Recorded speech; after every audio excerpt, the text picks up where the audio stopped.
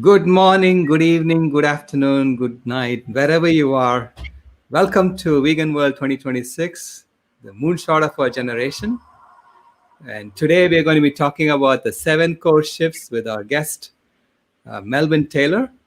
And the 7 core shifts are one of the foundational frameworks of Vegan World 2026. And I showed it last week. I'll post that up again, and you can see what it is. It's basically the 7 things that we need to see happen if we want a vegan world by 2026. Okay, so these are the 7 things that need to happen. And Melvin has been active in working on this. And so I'm going to introduce him first. Melvin, welcome to the show. And thank you for being with us. And thank you for all the work that you do, Melvin. Well, thank you, Sailesh, and it's very nice of you to introduce me and to include me in the 7 core shift. And I've just made over the years suggestions to the 7 core shifts, and you did the bulk of the work. And I think the work that you've done and Shelley has done can really be a guiding post for us going forward. As you said, it's the foundational framework of the 7 core shifts. And I like to speak to why the 7 core shifts resonate with me so strongly. Because, and I also want to speak to, if it's okay to speak to the codes for a healthy earth, because both those approaches and narrative for me really gets to the root of the issues that's confronting us today. And as most of us know on this channel, that we really on the verge of facing some catastrophic changes due to global warming, climate change, and other factors. Just a minute. Alexa, stop. Okay. I had my music going there. So the reason why the 7 core shifts and the codes for a healthy earth resonate with me so strongly, because they get to the core issue. And the 7 core shifts and the codes for a healthy earth, they are a bottom-up approach to trying to heal our damaged planet and to create a system of governance and social systems that work for the benefit of all.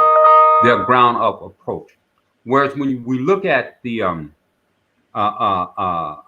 Green New Deal, it is a top-down approach where every decision is made about how is corporate America going to benefit, how is the system of this economic system that we have as a profit-driven system, how is that going to stay in place? How are people going to make a profit from this? And then the decision. So once with this a Green New Deal, it's figured out how these here big corporations and the banks will make their profit. Then it flows down to people like us. The problem with that is that once it gets there, it's nothing left. And the same infrastructure that caused the crisis that we're facing now with the destruction to ecosystem collapse around the world, and the inequality and the suffering that we see remains intact. Whereas with the 7 core shifts, they really get to the essence, the nitty-gritty of the issues that we're confronting with. For example, one of the first shifts that we have to make is to shift from speciesism, colonialism, racism, ableism, and patriarchy, and then shifting over to veganism and radical equality and sacred relationship and ahimsa. That's getting to the root, because the root of the issue that we're confronting with today truly is colonialism. And we have to be very explicit about that. And racism, we have to be very explicit in saying that there, so that there is not any confusion or or confusion or diluting the message that we have to put out there. Uh, Probably since the 15th century, the last 14 to 1500 years, um, there has been a system of white domination of the world, and that has dominated the world. And this form of white domination have taken the form of colonialism and white supremacy and racism and ableism and patriarchy. And the only way, and those are inherent systems of exploitation, domination, and oppression. So to address that, we have to think about what do we want, how do we want the world to look? And this is why veganism is so important for this, because veganism is a foundational framework in the 7 core shift that just saying we have to have respect for all life, and there's enough for us all. And if we can use our resources wisely, this world can be a better place, and we don't have to have the suffering that we see today, and we can stop the process of climate change and global warming that we headed to. We've fallen off the cliff. Our planet is on fire, and people are suffering immensely. The World Life Fund predicts that by 1925, by 2025, almost 100% of all wild animals will be dead, and the only ones alive will be in zoos. So when we look at that's what you call species extinction. When you have a species extinction, what follows of that? The ecosystem collapse, Right. and we cannot survive if our ecosystem is gone. So that's why the 7 core shifts resonate with me so strongly. And I think, and also for me as an African in diaspora, and I hope for other African in diaspora too, they can look at this here, these 7 core shifts, and the code for a healthy earth, and say, wow, this is what we need to do. Because right now we're really fragmented, and we're all over the place, and everybody is in their siloed positions, and we're trying to attack this thing that we call globalism, white supremacy, capitalism, but we all going at it and fighting the symptoms and not the root of a cause, And now neither are we talking about what do we want governance to look like? What do we want our social system to look like? How do we want to organize life, going forward once we change things? And that's what the 7 core shifts and the codes for the healthy earth, they give us a model of governance and a model for how we can organize a social system so that all the inhabitants on earth can benefit from. We have to make the shift away from systems where exploitation and domination exists that benefit a few, making a shift to where we have systems where it's regenerative and it benefits all. And that's what the 7 core shift offers us, and 7 core shift and the code for a healthy earth. It offers us that foundational framework. Right. So the codes for a healthy earth that you mentioned, that's the work of Shelley Ostroff and Jan Golding. What is it about the codes for a healthy earth that resonates with you? Well, because it's about life. It's about promoting life. Totally about promoting life. And it also talks about, promoting life is working in harmony with nature. Not trying to, our present model of governance and social systems, they all currently are predicated upon the notion that humans are superior to other species and to life. Superior. It gives it privileges humans over nature. It privileges humans over other species. And then you add to that the white supremacy that privileges that give privilege to whites over people of color. That is total destruction of life, and it goes against nature.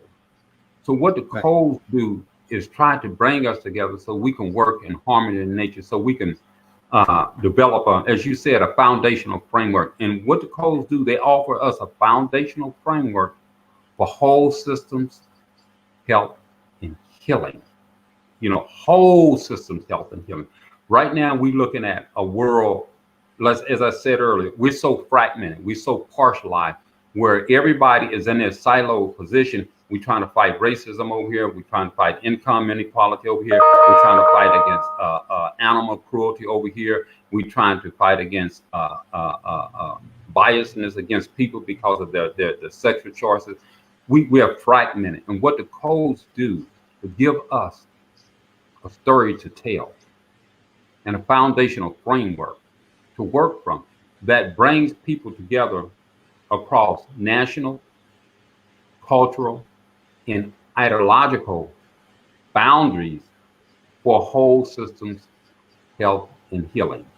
And that's the Right. path that we have to go, or we will be in our siloed positions, not, I was going to say for another 100 years, but we don't have another 100 years to be on this earth if Right. we don't make some this right now. If vegan 2026 do not happen, we don't have another 100 years to be in. And this is the irony, and I'm kind of no, and this is right. I'm going to say digress, but I'm not.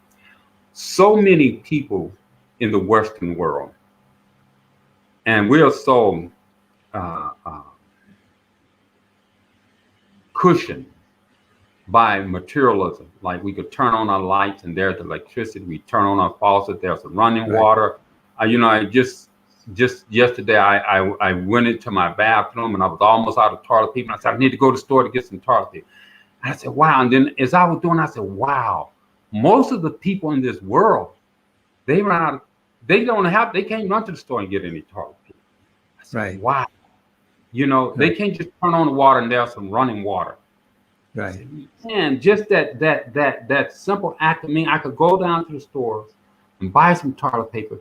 It humbled me, but also made me very, very, very sad, and created this deeper sense of awareness and compassion that people right here in America, we're not talking about in Africa or in Asia, right here in America, cannot just go to the store. They don't have the money to go buy some toilet paper. Right. And so what the codes for the healthy earth it talks about is bringing us together, is taking the resources that we have on the earth and using the resources so that all can benefit from the resources, moving from a system of separation, domination, and exploitation for the benefit of a few to shift into a system of whole health and healing for the benefit of all. And when I say all, we're speaking of the animals too, and all the plants on this earth, all the Right. inhabitants on this earth. One of the first principles of the 7 core shift that I share with people, and I've shared this with many people. I do evaluations. I'm a social worker. They call me a counselor, or stuff like that. And I talk with a lot of people, and don't matter what this person's social and economic background is, what their income, what their philosophy, Mhm. what their beliefs are. When I mention this one core principle of the codes for the healthy earth, it resonates with everyone that I've mentioned it to. And I've met some people who, if I wasn't in my position and I had the weight that I had, they needed my service, they probably would be mean to me. But this one principle even resonates with them. It says, and this is one of the first principles of the codes for the healthy earth. It's the codes for the healthy earth. Is a set of principles, and is broken down in different how should I say, different areas. For example, the first one is nonviolence and stewardship of this earth. Right. And it says, aspire to do no harm and align our words, our thoughts, and our actions with that which is nourishing for the entire community of life. See, Right. that is a story of regeneration, sustainability, of giving life to align our words and thoughts with that which is nourishing for the entire community of life. As opposed to the current dominant mindset of domination of life, of exploitation of a life for the benefit of a few. It's to align all of our words and actions. Right now, it's so unfortunate in our world today that because of the nature of this profit-driven, for-profit-driven economy, that so many of us are living in a state of psychological deprivation, psychological anxiety, and spiritual deprivation, because we are driven to try to get some money to live, to survive, to Right. make it to the next day. And that's because of the nature of the for-profit driven economy. And that's what I like so much about the 7 core shift, because that last one is said we have to shift from a profit-driven economy to a service, to what is it, a service-driven economy, to Right. Life's enriching. Yeah. life Life enhanced, enriching, service driven economy. Right. service-driven economy. And Right. yes, service-driven economy. This, we have to shift from this here profit-driven economy to a life-enhancing, service-driven economy. That's a different story. That's a different narrative. That's a different approach.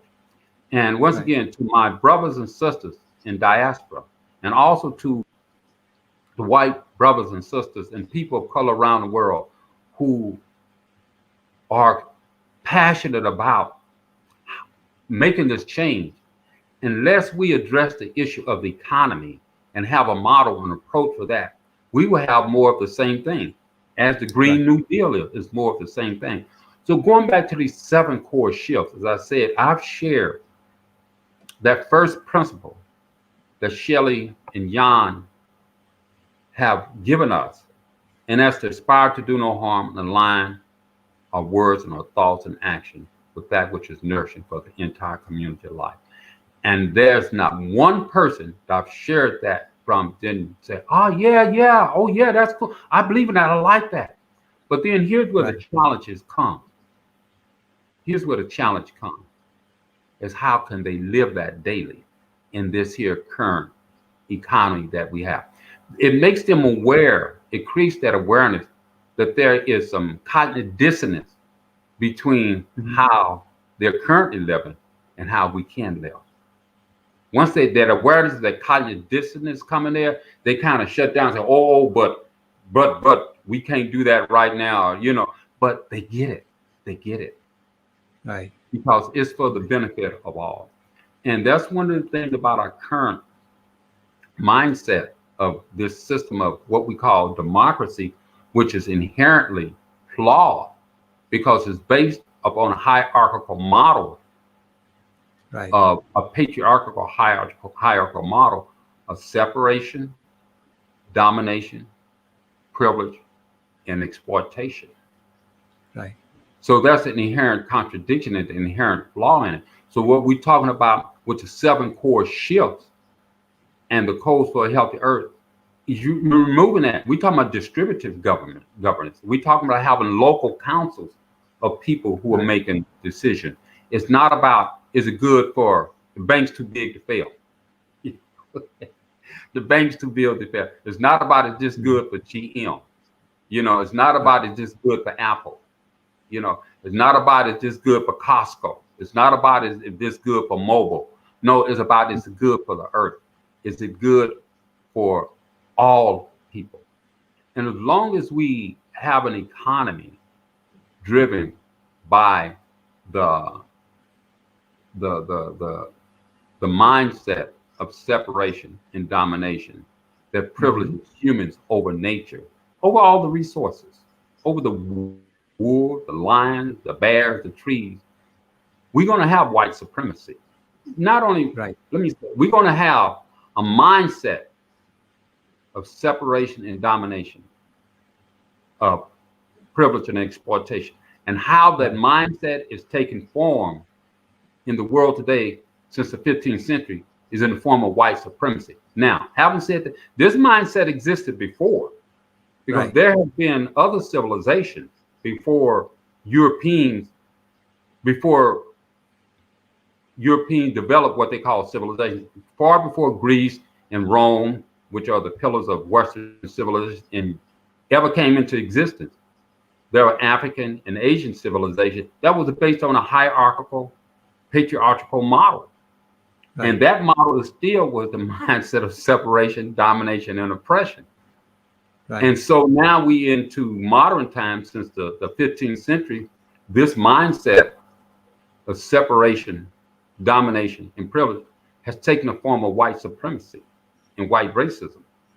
And, Right. and this is why it's so important that we acknowledge that. But we also have to acknowledge the precedents for it, so that we can really say that we're all in this here. We've all Right. done damage to the earth and damage to other human beings. And I think this is the way forward. And this is what I like about the Code for a Healthy Earth, that it gives us a foundational framework for whole system health and healing. And that's what we have to look at. We have to focus on whole system health and healing. This is where we're not in our siloed positions, and we're not fragmented. And what this code, what the Green New Deal does, it just create more siloed positions, because everybody trying to figure out how they can make some money off the Green New Deal. Right. And it will go down if the banks can make their money. It will happen. It will happen if the corporation, the Green New Deal will be approved by Congress once they figure out how those guys can get their money out and make a profit on it. Right. And then the world, nothing will have changed. We'll just see greener this and greener that, but it's not greener. It's just that the corporation are making more money and the animals are still dying. The earth ecosystem collapse is still occurring. The acidification of the ocean is happening. In our fresh water use is we're losing that. So, I just like to share another principle of the codes of a healthy earth. It says, protect and honor and restore the foundations of life. Right. That is earth, wind, air, fire, biodiversity, and the web of life. This is a total different approach from, we just got to get rid of, we got to get rid of racism. We got to get rid of capitalism. We have to rid the world of economic inequality. You cannot rid the world of racism and economic inequality and all of that if we're exploiting the earth. Right. You cannot. It's just going to happen. So this here gets us to the nitty gritty. We have to restore the foundations of life. And the only way we can restore the foundations of life is that we move away from this mindset that humans are privileged. Humans are privileged over the earth, that we could just trample on earth and do what we want to do. And in our historical time, the dominant group that has this mindset of privilege, that people of color has been co-opted to it also, is white supremacy. And we have to confront that onward. And with the Code for a Healthy Earth and the 7 core shift, that gives us the narrative, they give us a foundational framework, and they give us social system so that we can do that, so we can address colonialism, we can address speciesism, we can address racism, ableism, and patriarchy. It gives us a framework for doing that. I like to share more of the 7 core, the Code for a Healthy Earth. There's another part. It says this is also part of nonviolence and stewardship. It says protect and honor indigenous people in their lands and integrate their counsel, their knowledge, in the wisdom system in all sectors of human affairs. So it's acknowledging that people, indigenous people around the world, have knowledge and wisdom that can help us move forward and co-create a new world. And it's so important that we validate the wisdom, the knowledge that indigenous people have to offer. It's so important because this is the only way that the issue of colonialism, the issue of racism, and patriarchy is going to be addressed. That we bring in these whole systems, health and healing thinking, and that's what indigenous people did. They were their cultural practice were really rooted in nature and the earth. Another part of the codes for the healthy earth, it talks about economy and law, and this is so important for me. I think for us all, it says give legitimacy to laws that protect and regenerate life, and delegitimize all laws that permit harm to life. Right now, most of our laws on the book permit harm to nature because these laws are based upon the notion, the philosophy, and the value of private property, private ownership of the resources of the land. So our farming practices right now are just based upon how can this farmer make a profit irregardless of the harm that is done to the environment. So you get the legislatures, they come about in Congress and they create laws that permit harm to the environment. They make laws that permit harm to the ocean. And all these laws, they are bringing us to facing the sixth mass extinction upon this earth. So we have to come up with laws that cultivate the health and vitality of the earth and all the species on the earth. And it says, and also in economy and law, it talks about investment. It said, invest in only that which protects and regenerate life, and disinvest from any and all enterprises that harm or could harm life. These are some of the core, the core shifts that we have to make. These are the codes for a healthy earth, some codes that we can live by. What I like about these codes is that they are very they're not ambiguous. They're very clear. It said invest only that which protects and promote life. So if you try to invest in something in that what you want to invest in is harming the earth, is killing animals, is poisoning people, just don't do it. Right. And as you know, there's a movement where we're trying to make this world a better place. If we could speak that one language, if we could have that one language, it will move us out of our silo position in our fragmented positions. If every animal rights group, the group of Black Lives Matters, and everybody was saying, well, we talking about we just cannot invest in any enterprise that harms life. We can't do that.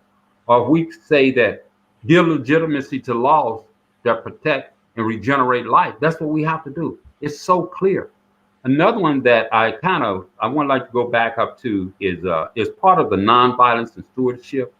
It says this here: ensure that all decisions are based upon the analysis of the consequences to the health of the whole for several generations to come, and that human and non-human stakeholders are represented and taken into account. So it's saying if you're gonna, make any decision, we got to make how's this going to affect the lambs? How's this going to affect the wolves, the bears? How's it going to affect the trees? We cannot make any decision. How's this going to affect everybody? That's what you call whole systems health and healing. That's what you call systems thinking. And that's what it's very important that is a movement in trying to make this world a better place and trying to heal the world and protect animals, that our thinking be grounded in whole systems health and healing. That we be thinking about, we want to make this shift. And here are the things that these are the 7 core things that we have to do to make this shift. I cannot emphasize of us speaking in one voice, of us having one narrative, telling one story, one story. If you look down through history, if you look at all the different Catholicism, they tell just one story. They don't tell 2 different stories. If you look at Islam, they tell one story. Buddha, they tell one story. They tell one story. And this was what helped make them unified and strong and grow. If we want to make this world a better place, we have to tell one story. But that story has to be a story that's a life-giving story that promotes the health and vitality of life for all the inhabitants on earth, not just for a privileged few. And that's the problem with most of our religious systems and most the economies. They promote stories, governance, and social systems that really benefit a few. Not only benefit few, but benefit the administrators of the system. Or if you're high up in the hierarchy, you get a little bit more butter, you get a little bit more butter on your bread. You get a bigger paycheck. So we have to, if we want to save this earth, it is so important that we tell a life-giving story.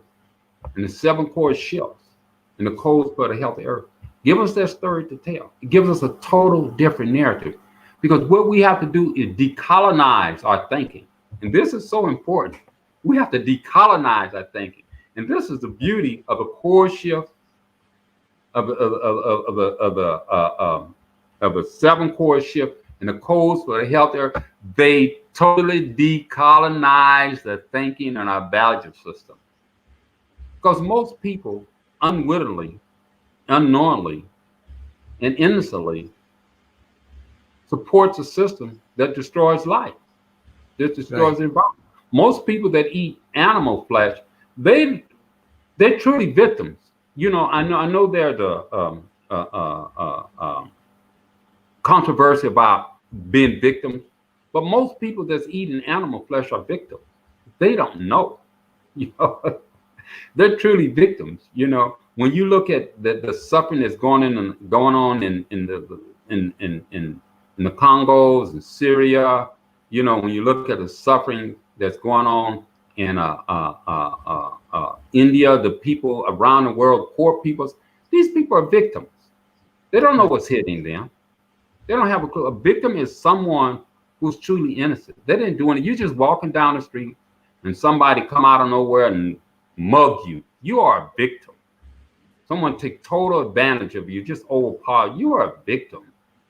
Right. Having said that, we shouldn't live in victimization with the victim mentality, but we have to acknowledge that people are victims, and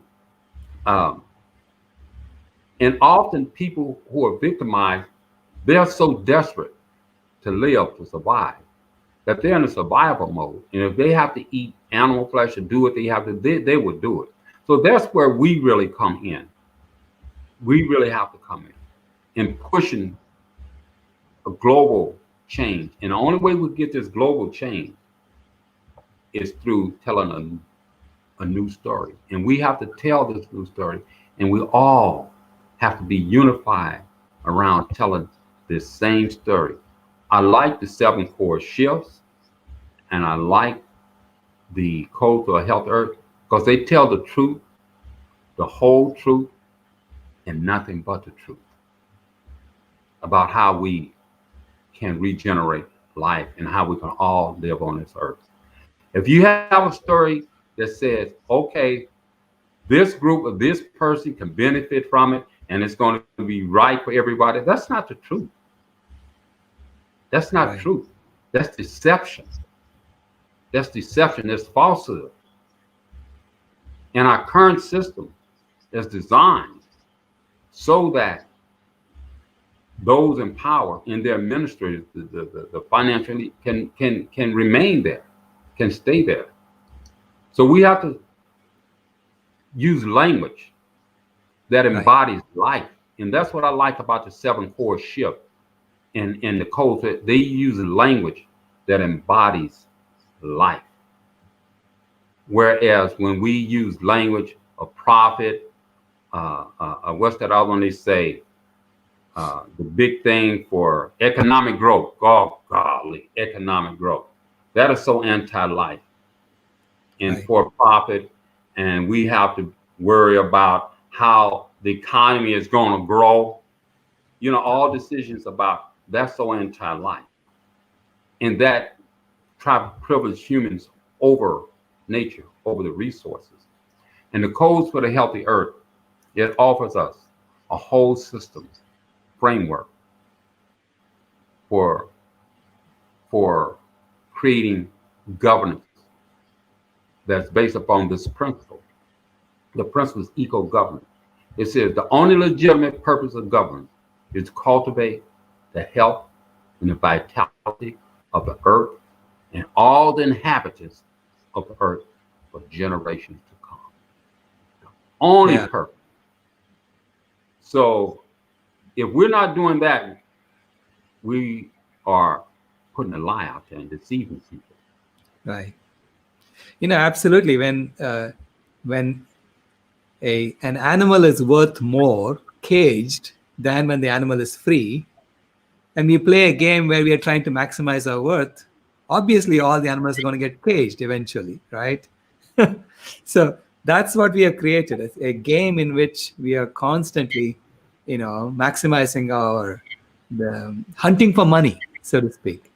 And we have created all these systems where the animal is worth more, or the person is worth more when they're in prison and they're working for you, right?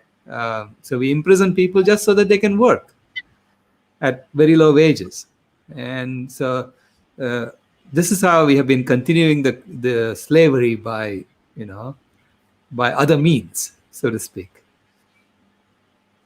So it's a different game we need to create, a game in which we are coding what we said we are going to do, which is all people are created equal, and we all have the inalienable right to life, liberty, and the pursuit of happiness.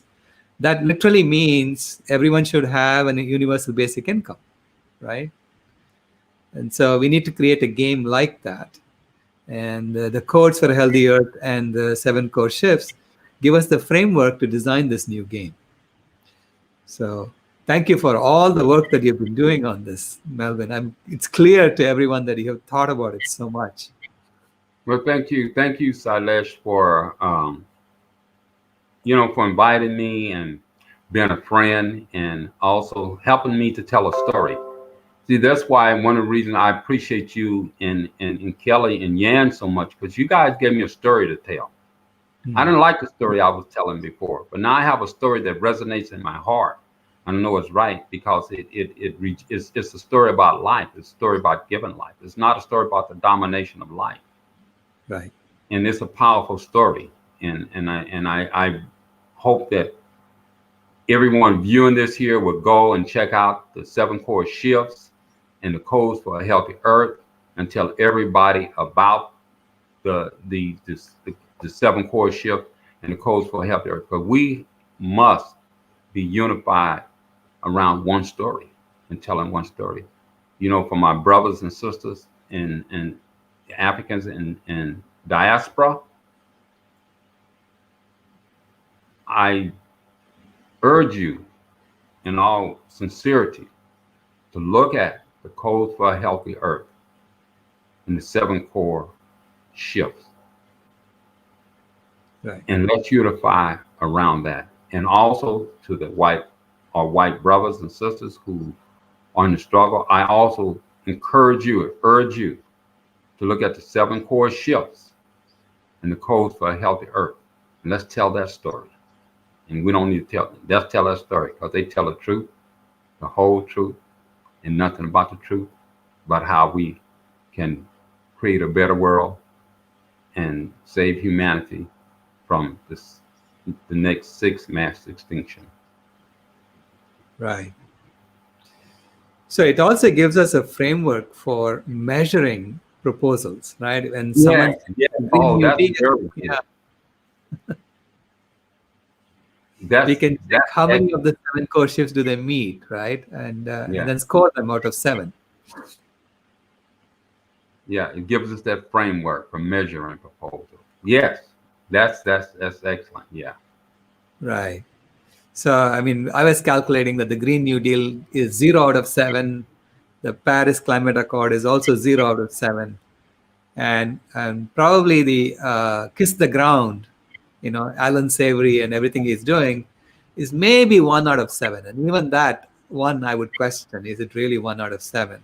Because we are still exploiting animals in that. It's still the same framework of domination and making Dom, in the old game.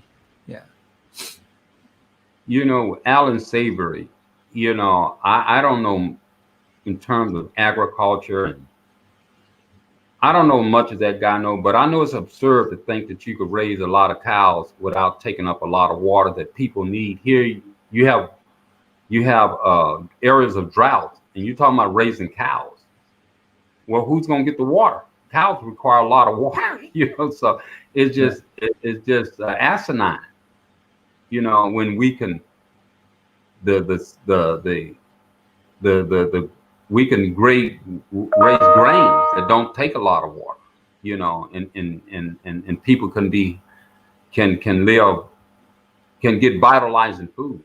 Another thing, that we you mentioned the mass incarceration of people for free labor, and that people all should have a basic right to clean air, fresh Hmm. water, um, comfortable comfortable shelter, vitalizing food, and freedom from psychological and emotional harm.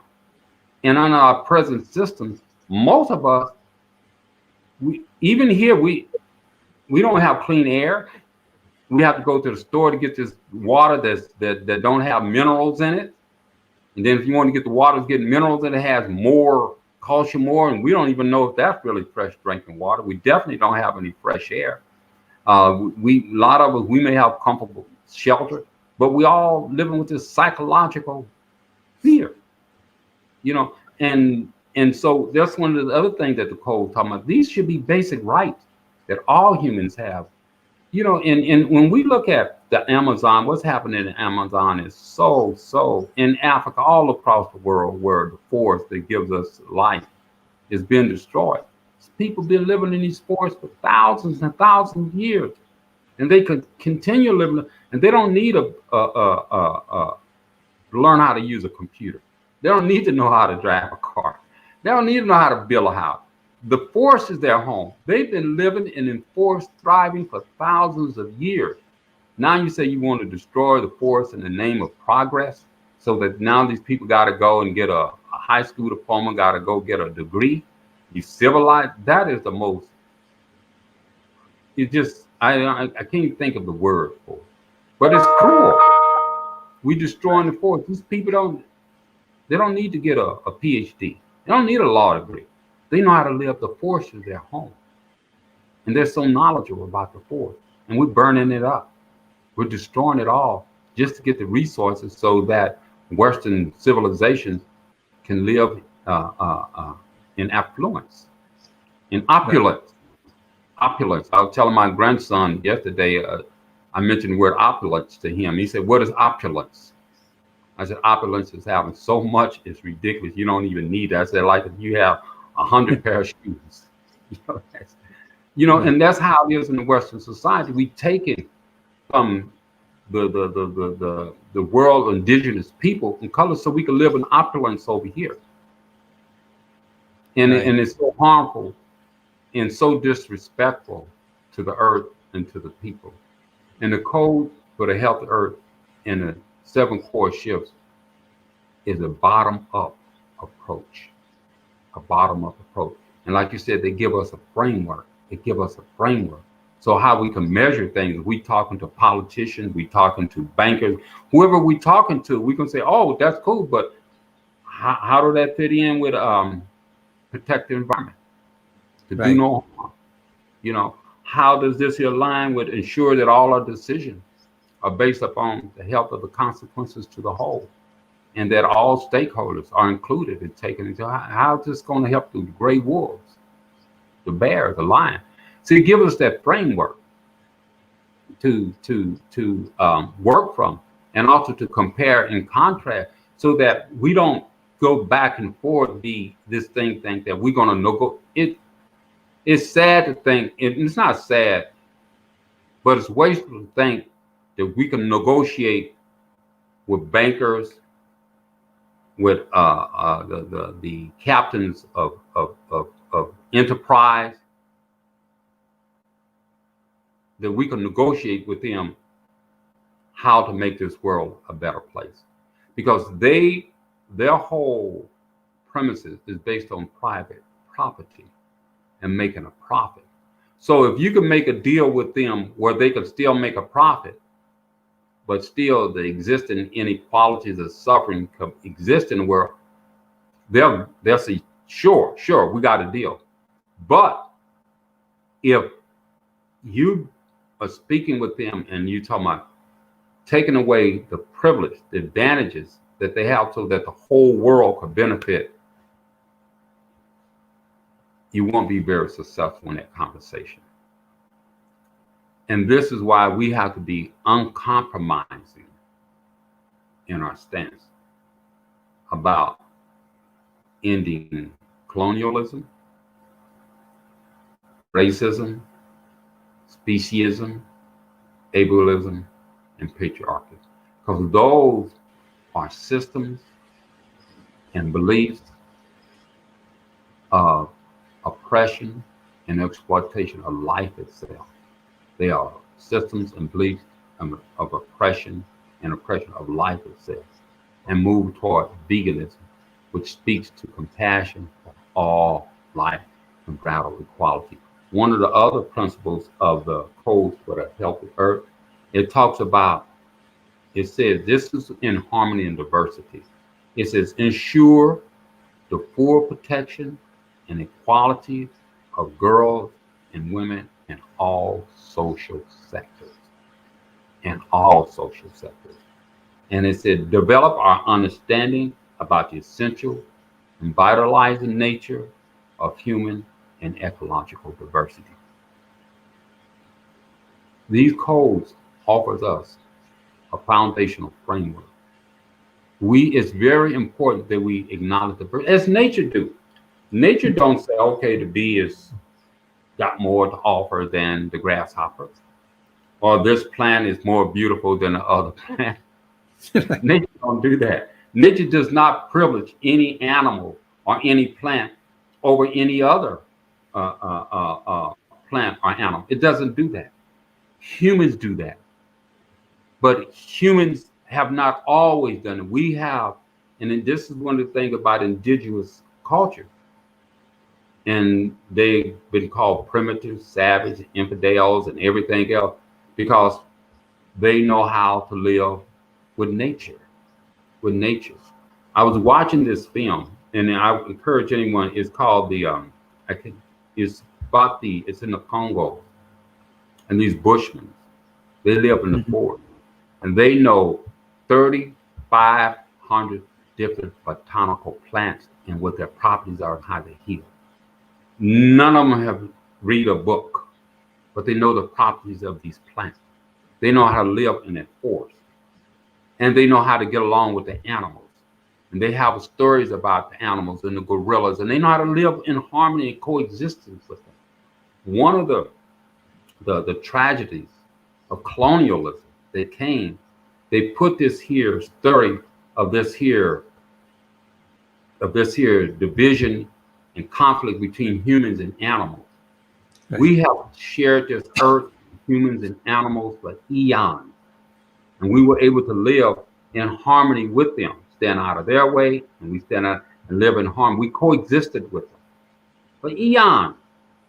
And then when colonialism came on Earth, they called them, they started this here divisive and stuff. You got to kill the animals because these animals, what they call them, invasive species. They wanted this land over, you got to kill up all animals. And now we're facing this here thing where by 2025, most of the wild animals on Earth gonna be dead or either in zoos. That's sad. That's what you call species extinction. What follows species extinction is ecosystem collapse. When you have ecosystem collapse, you're not gonna have any clean drinking water. We're not gonna have clean air. We're not gonna have the nutrients that we need to get from food with ecosystem collapse. So again, the foundations, the code for a healthy earth, and the 7 core shift offers us a foundational approach for moving forward. And I like what Silas said for comparing what we're doing and looking at what people are presenting to us. We could say, oh, does this address the 7 core shifts?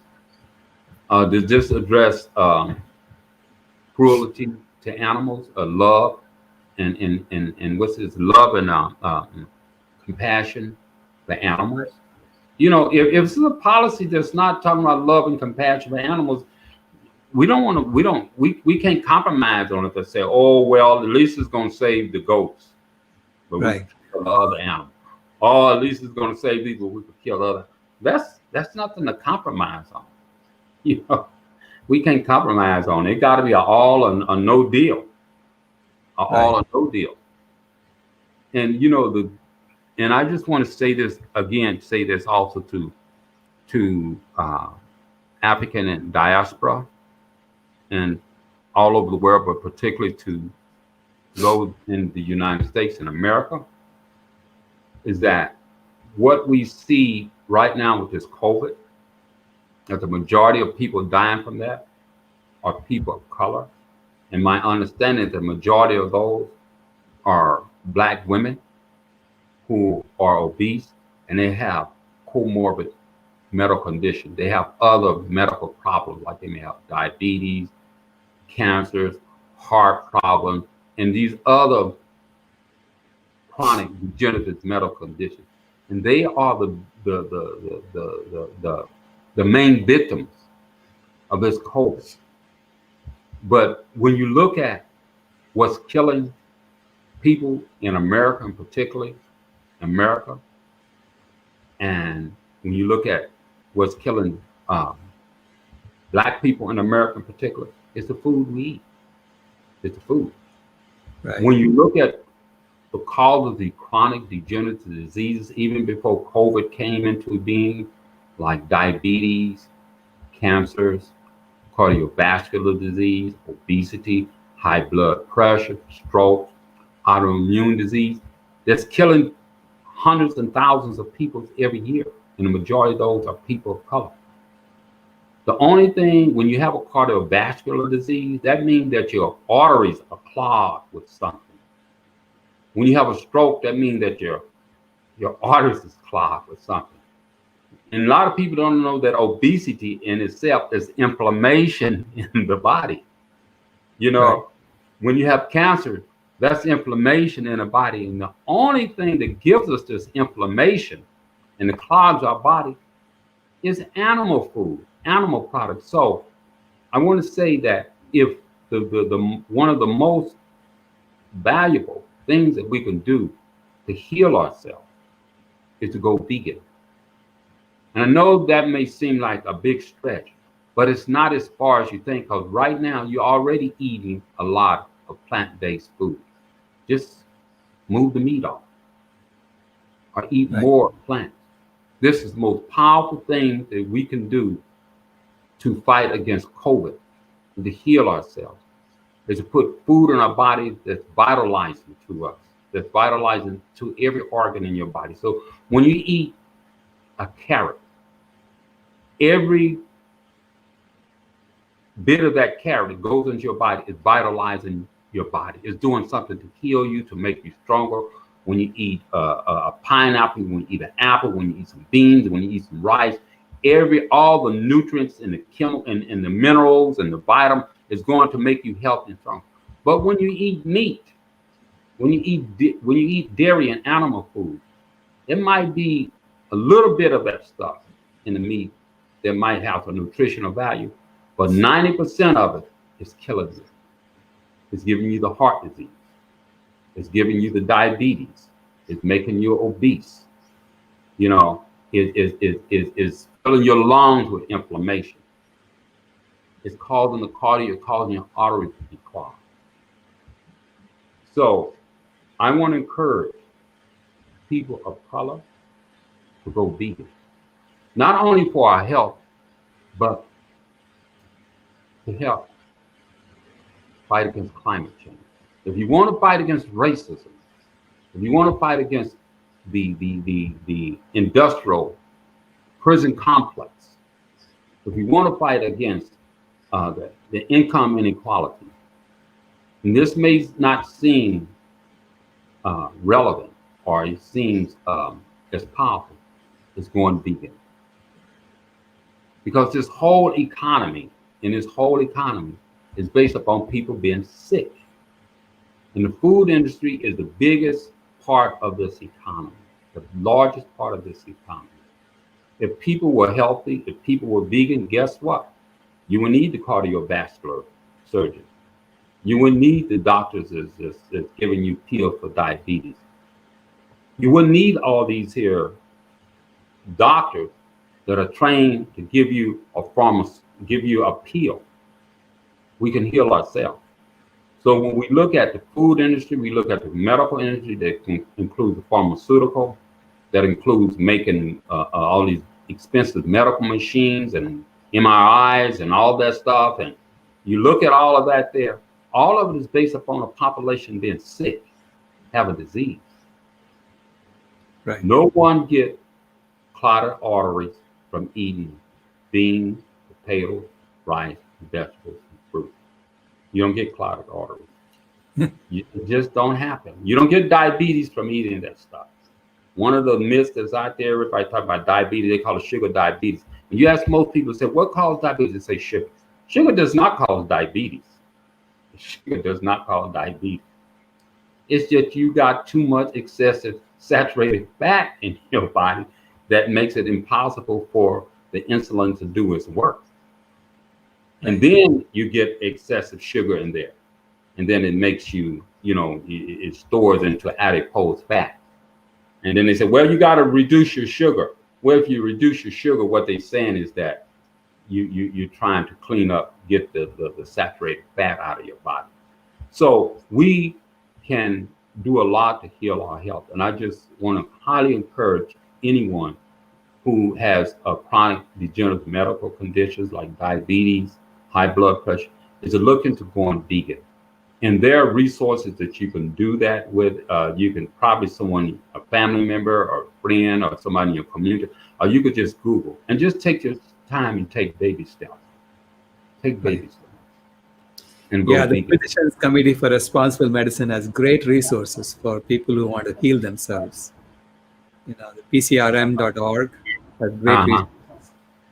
So, Melvin, we are almost out of time. So I want to thank you so much for bringing your wisdom and for telling your story.